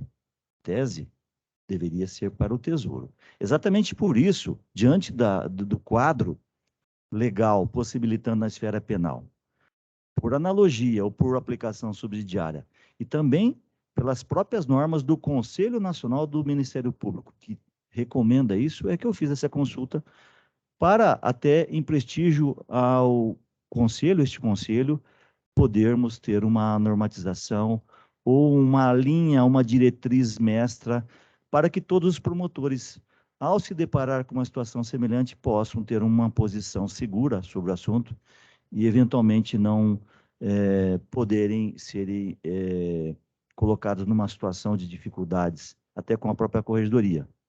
Lembro que, infelizmente, num caso ligado a uma cláusula acessória num acordo feito pela Promotoria do Patrimônio Público para a Biblioteca da USP, alguns promotores foram processados administrativamente por terem concordado que uma empresa fizesse doação para a USP, uma empresa pública, numa condição acessória, cujo valor não seria de modo algum revertido para o Estado, ou era para a USP ou era para ninguém. Então, exatamente por isso, infelizmente, eu fui uma dessas pessoas que foi processada numa acusação. Não vou nem adjetivar aqui para não ser indelicado. Felizmente, absolvidos em primeira e segunda instância. Mas é também para que não haja esse risco de que ocorra essa situação. Portanto, peço que a consulta seja respondida de forma positiva e que este conselho delibere, se posicione da possibilidade de que, em caso de, que é o que está sendo colocado, em caso de multa astrente, lembrando que na situação era uma obrigação de fazer com atraso, que foi cumprido ao seu final, não houve dano ao erário, que se houvesse dano ao erário, obviamente que a destinação deveria ser para o Tesouro. No caso, não houve dano ao erário. Houve um dano ambiental, um dano regional, impacto ambiental, e que o que a empresa pretende, e que, caso seja positivo, a Procuradoria poderá também concordar, está em fase recursal perante o tribunal, é que aquele impacto regional ambiental, a compensação seja aplicada na própria região, numa área de saúde, de câncer, que, obviamente, traz desconforto a muitas famílias regionais e de outras regiões que lá ocorrem para o tratamento. Essa é a pretensão. Espero que os senhores possam, vendo essa situação, se posicionar para que o assunto tenha um delineamento melhor. Esta é a posição. Muito obrigado pela atenção. Obrigado, doutor Walter Santin. O senhor é muito, Vossa Excelência, muito bem-vindo sempre aqui. Muito obrigado por sua manifestação. Devolvo a palavra ao ilustre relator. Eu gostaria de cumprimentar o Dr. Walter Folleto Santin pela substanciosa ostentação feita e registrar uma vez mais o meu respeito e a minha admiração pelo Dr. Santin. Eu passo, então, à segunda parte do voto, tendo em vista que os argumentos apresentados, eles são enfrentados pelo voto, não é? A consulta formulada, ela não merece conhecimento, na medida em que não se encaixa em qualquer das atribuições do Conselho Superior do Ministério Público, estabelecidas no artigo 36 da Lei Orgânica Estadual.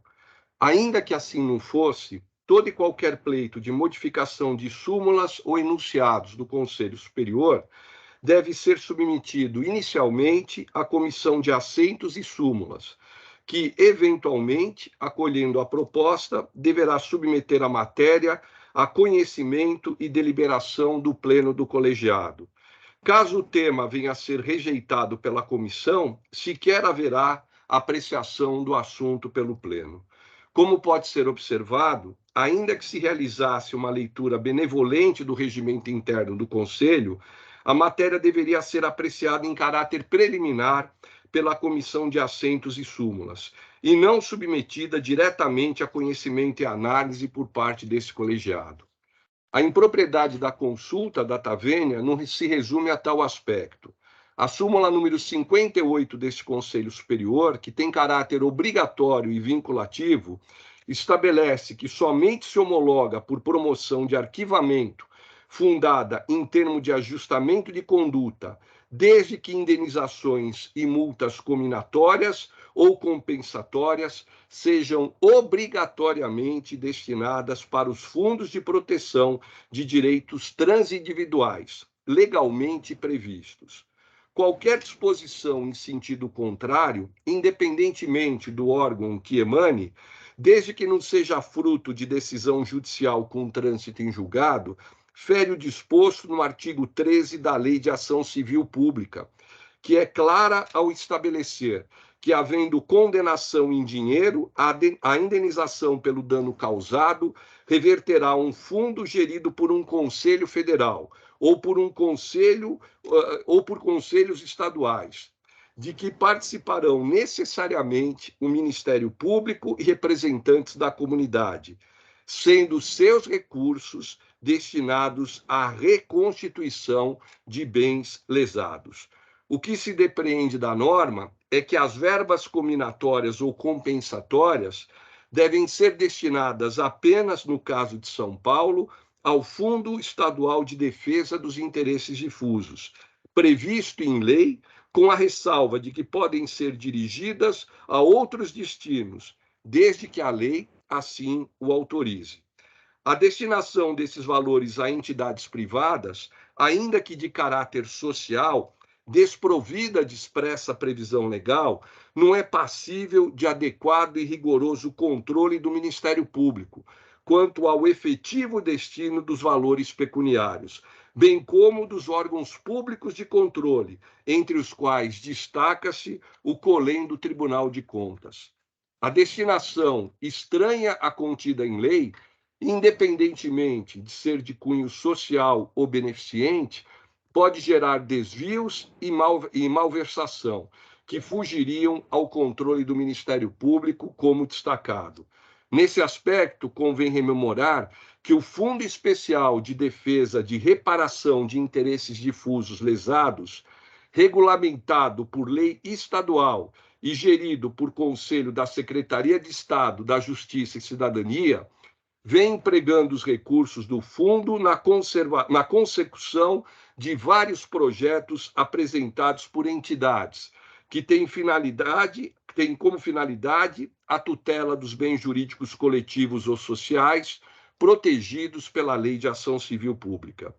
Por fim, cabe registrar que a Procuradoria de Justiça de Interesses Difusos e Coletivos, depois de cientificada e devidamente instada por esse Conselho Superior, pautou e discutiu a matéria na reunião realizada no dia 27 de setembro de 2022. Na oportunidade, por unanimidade, os procuradores de justiça presentes, 22 colegas, sugeriram a esse Conselho o não conhecimento da matéria, na medida em que, em respeito aos princípios e garantias constitucionais assegurados ao Ministério Público, não haveria como vincular a manifestação processual de qualquer procurador de justiça nos autos que ensejaram a consulta ora analisada. Em face de todo exposto, voto pelo não conhecimento da consulta formulada pelo digno consulente. É como voto, senhor presidente. Em discussão, pede a palavra a doutora Tatiana Vigiane Bicudo. Parabenizo o doutor Ponte pelo voto. No caso específico, como bem mencionado tanto pelo doutor Ponte quanto pelo doutor Santinho, o caso está judicializado, então nem seria de atribuição desse conselho. Porém, houve já proposta de reformulação dessa súmula 58, que encontra-se com a comissão, exatamente tendo em vista essa resolução do CNP, que colide parcialmente com a súmula 58 editada anteriormente. Acredito que os colegas da comissão de súmula, eu acho que eles poderão ser ouvidos, tenham discutido esse tema, e é um tema importante, porque os colegas do interior, de meio ambiente, têm essa demanda já muito antiga de que o dinheiro seja aplicado, o dinheiro por danos ambientais seja aplicado naquela comunidade, que se veja a aplicação dela, o que hoje não se vê pela aplicação do fundo. Então, acho que o debate ele é necessário, ainda que não nesse processo, porque ele já está judicializado, mas, como bem lembrou o doutor Ponte, pela comissão de súmulas, que depois deverá trazer o debate mais amplo a esse colegiado. É nesse sentido que eu gostaria de me manifestar. Alguém mais quer se manifestar? Não podemos. Doutor Saad Maslum, por favor. Obrigado, senhor procurador-geral. Primeiramente, quero parabenizar o doutor Walter Folheto Santin, notadamente por sua preocupação com esse tema, que revela a grandeza da sua atuação no Ministério Público, a preocupação para que o Ministério Público possa sempre dar a melhor solução, sobretudo em casos como esse, onde há uma certa disparidade entre uma norma nacional, que é do Conselho Nacional do Ministério Público, e normas estaduais, no caso, uma lei estadual que trata do tema, e uma súmula, que é a súmula 58 desse Conselho, não é? Quer dizer, é possível fazer um estudo mais aprofundado e verificar em que situação poderia ser dada uma destinação diversa, para que tipo de valor, não é? Quer dizer, isso, o debate está aberto e certamente, doutor Walter, nós vamos analisar com bastante cuidado. Eu faço parte dessa comissão e mais uma vez parabenizo Vossa Excelência, realmente é uma questão muito importante. E, por fim, parabenizo também o excelente voto do eminente conselheiro, doutor Antônio Carlos da Ponte, que eu já, desde logo, adianto o voto, seguindo já o voto do eminente conselheiro. Era isso que eu tinha a dizer. Muito obrigado. Doutora Liliana Mercadante Mortari. Só parabenizando o doutor da Ponte pelo seu voto, com o qual concordo. Apenas lembrar que a destinação da verba para outra entidade que não o próprio Estado, no caso o fundo, me parece que dependeria de lei, não é? Segundo a Lei de Responsabilidade Fiscal. Então, acompanho o voto apenas com essa lembrança. Obrigado, doutora Liliana. Doutor Pedro Giuliotti. Eu também gostaria de parabenizar o doutor Santin pela essa preocupação social e queria sugerir um encaminhamento, que esse pedido de consulta do doutor Santin fosse a peça inicial de um procedimento a ser instaurado na comissão de súmula, que não julguemos hoje, que esse expediente fosse instaurado efetivamente um expediente na comissão de súmula, a comissão de súmula prepara um parecer e nós julgamos esse tema um outro dia, né? Eu faço esse encaminhamento.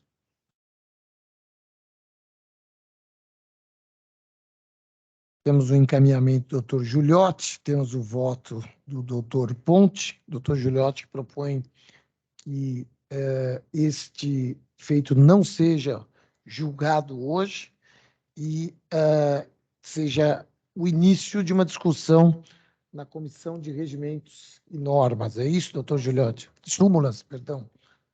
Essa proposta, segundo a doutora Tatiana, já estaria na comissão, já estaria lá para ser discutida. Exatamente nesses termos propostos pelo doutor Santin, já está lá na fundamentação do artigo 58. Acho que o doutor Saad, que é da comissão, poderia esclarecer melhor. Sim, se me permite, senhor Procurador-Geral. Pois não, doutor Saad. Sim, exatamente isso, né? Eu acho que o caso pode ser, porque não é caso mesmo de conhecimento pelo Conselho Superior do Ministério Público, como bem colocado pelo eminente conselheiro da Ponte. Mas é válida essa sugestão feita pelo doutor Giuliotti, não para se prorrogar a decisão. Eu acho que a decisão é aqui, o Conselho não tem atribuição, o Conselho não é órgão consultivo, né? Além disso, tem essa questão, fundamentação colocada pelo doutor Ponte, mas nada impede que se encaminhe peças, não é, para a comissão de regimento, para, independentemente do que se decidir aqui, que a comissão tenha olhos para isso, porque é tanta coisa, às vezes a gente acaba esquecendo também de uma questão como essa, específica. Então, nesse sentido, eu considero útil, bastante correta, não é, a sugestão de se encaminhar a cópia para comissão para analisar essa questão também, mas que se decida aqui, como colocado pelo doutor Ponte. Concordo com o doutor Saad, queria sugerir ao ilustre conselheiro Giuliotti, doutor Giuliotti, se ele não concorda com isso, que nós possamos fazer o julgamento e, de uma maneira ou de outra, se encaminhe cópias desse julgamento para o procedimento que já está aberto na comissão de súmulas. Concordo, excelência. Concorda? Então, podemos passar ao julgamento, se não há mais discussão. O doutor Saad já votou de acordo com o relator, doutor Giuliotti. Eu também o brilhante voto do relator. Doutor Marco Antônio Ferreira Lima. Entrando o doutor Walter Folha de Santin pela sustentação oral, acompanhando integralmente o relator, com as ressalvas trazidas agora também por Vossa Excelência. Doutor Antônio Calil. Também acompanho o relator, cumprimentando. Doutor Jurandir Marsura. Eu também acompanho o excelente voto do relator e estou de pleno acordo com as propostas do doutor Giuliotti e do doutor Saad. Doutor João Machado. Caiu, acho que o doutor João Machado caiu mais uma vez. Doutor João Machado com problemas, então está ausente. Doutora Tatiana Bicudo. Também acompanho o voto do relator com as ressalvas aqui colocando. Doutor Bonilha. Eu quero cumprimentar o colega Walter Folha Santin pela sua sustentação, mas quero, para além disso, acompanhar o voto do nobre conselheiro Antônio Carlos da Ponte, no sentido de que termine essa votação agora e o Conselho não tem essa competência, mas também entendo, tal como os conselheiros Saad e Giuliotti, que se deva encaminhar para a comissão de súmulas para que esse assunto seja ali debatido. Muito obrigado. Doutora Liliana Mortari. Acompanho o voto do relator pelo não conhecimento.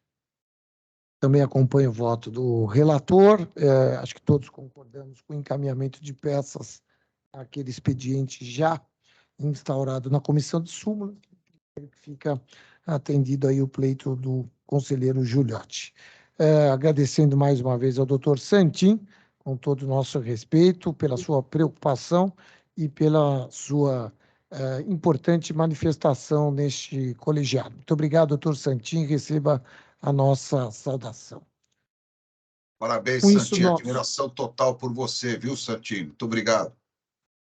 Com isso, nós encerramos esta etapa, esta sessão administrativa. A próxima etapa, sessão plenária e de turmas. Eu peço licença para deixar esse colegiado. A doutora Liliana vai permanecer. A doutora Liliana permanece, de maneira que eu peço vênia para deixar este colegiado neste momento e passar a presidência. O doutor João não está, então passo a presidência ao ilustre conselheiro, querido amigo, doutor Jurandir Norberto Marsura, que assumirá, então, a presidência nesta próxima etapa. Cumprimento aos ilustres conselheiros, Cumprimento aos que aqui estão presencialmente, doutor Santin, doutor Felipe Locke. Saúdo a todos os demais colegas que nos acompanharam virtualmente nesta etapa e também os nossos servidores, agradecendo, desejando a todos uma excelente segunda etapa de trabalhos, uma boa tarde, uma boa segunda etapa da semana. Estaremos de volta na próxima terça-feira. Muito boa tarde a todos e todas, com a palavra doutor Jurandir Marsura. Boa tarde. O doutor João entrou,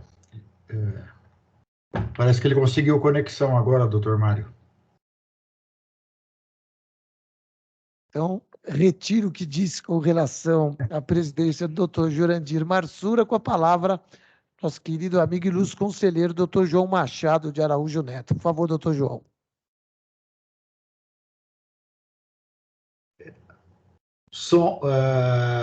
O som, doutor João. Alô, estão me ouvindo? Sim. Sim, agora sim. Ah, tá. Eu peço desculpas a todos pelos imprevistos e não vou nem justificar para ganharmos tempo aí, que já foi muito tempo que eu tirei de todos aí, mas eu peço desculpas. Bom, doutor Mário... Doutor Mário já saiu, a gente passa agora a sessão de julgamento, acho que tem que mudar o link, doutor João. Ah, pois não. É que agora eu estou no celular, peraí. Agora, onde que encontra o link no celular?